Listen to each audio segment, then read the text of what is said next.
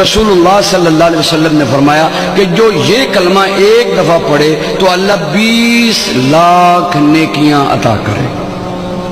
کتنی نیکیاں بھی؟ 20 لاکھ نیکیاں.